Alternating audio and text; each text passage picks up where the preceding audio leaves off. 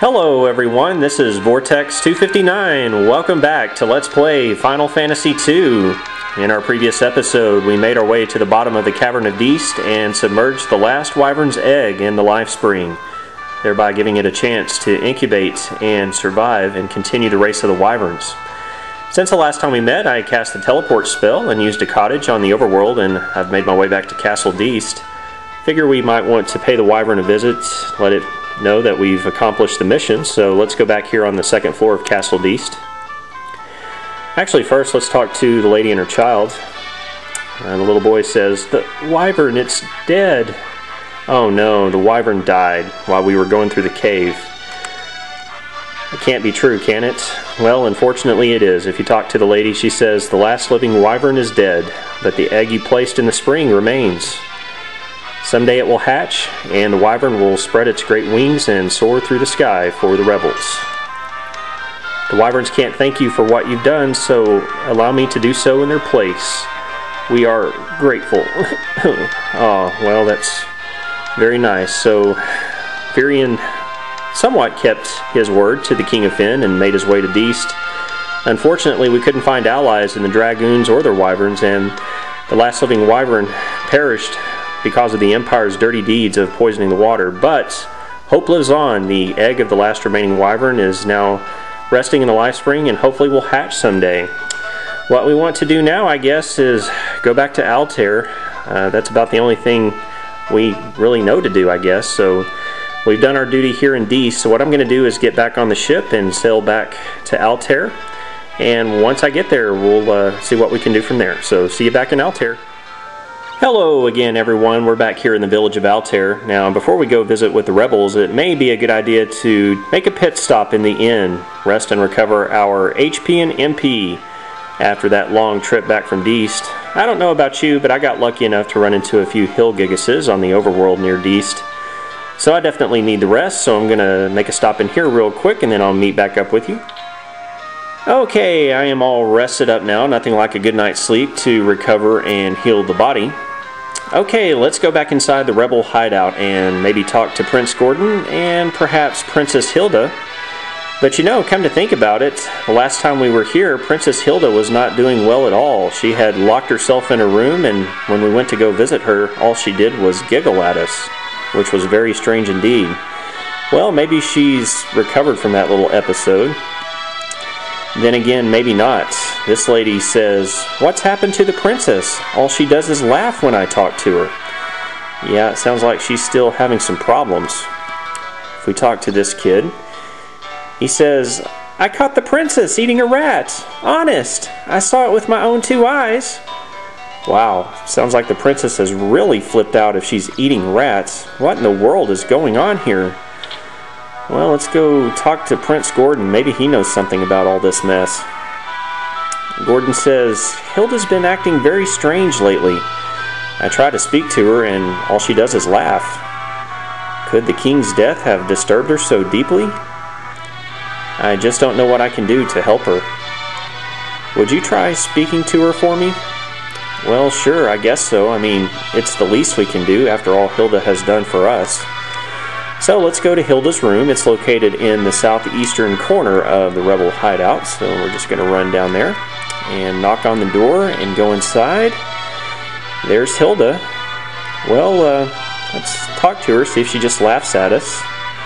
Well, amazingly not. She's actually going to speak to us. Well, she's going to speak to Firion. Hilda says, "Firion, there is something I would like to discuss with you."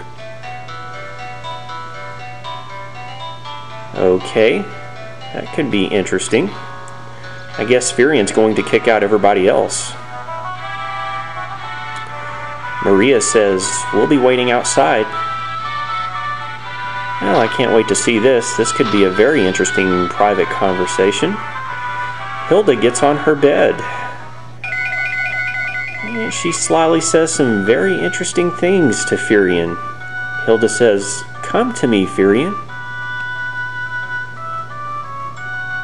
Firion gets a little bit nervous. He says, "Your Highness." Hilda says, "Why are you just standing there? I don't enjoy being teased." shut up and kiss me. Whoa, sounds like Hilda's getting fresh with Firion.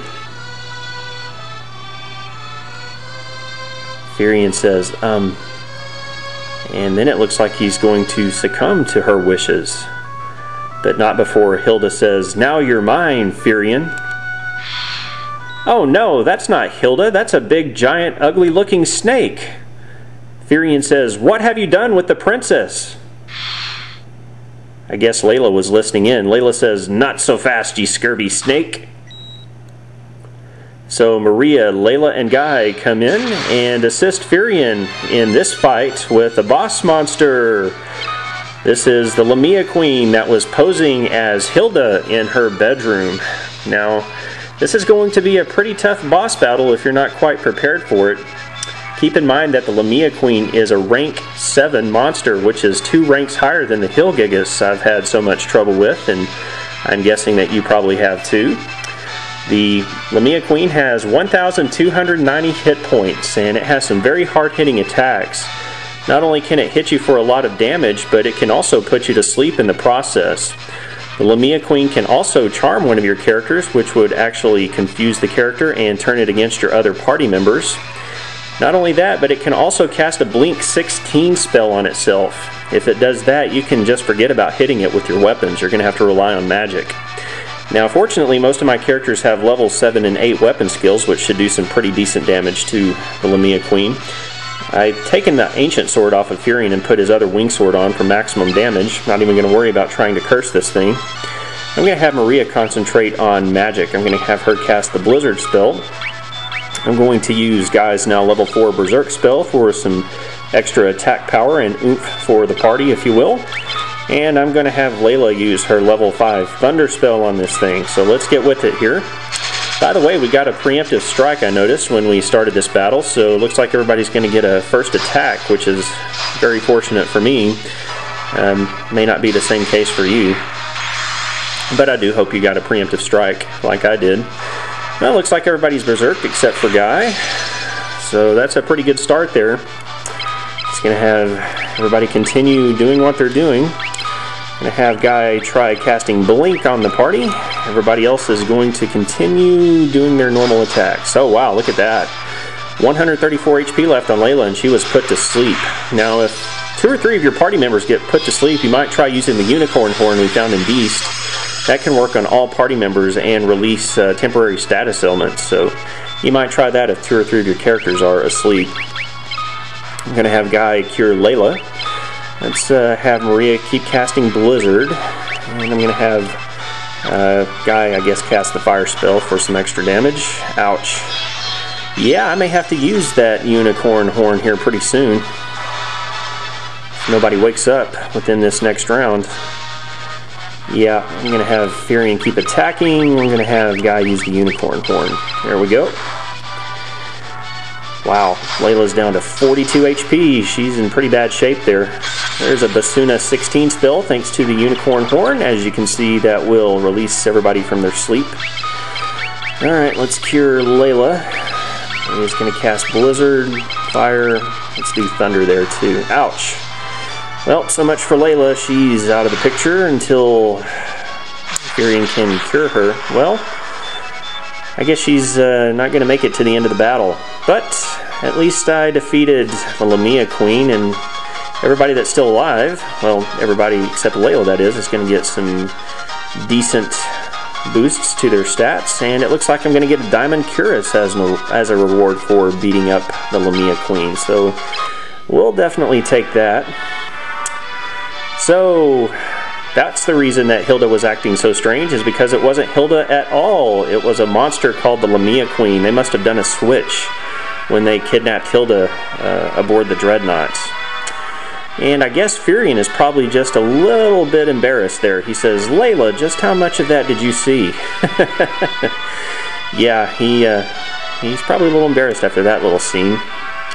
Layla, who should be knocked out on the ground, somehow miraculously awakens up enough to know ye shouldn't be letting your guard down around fetching young ladies, I'd say. So Firion's probably learned his lesson there. And then Guy says, where real princess? and a guard conveniently comes in the room and says, "I've terrible news.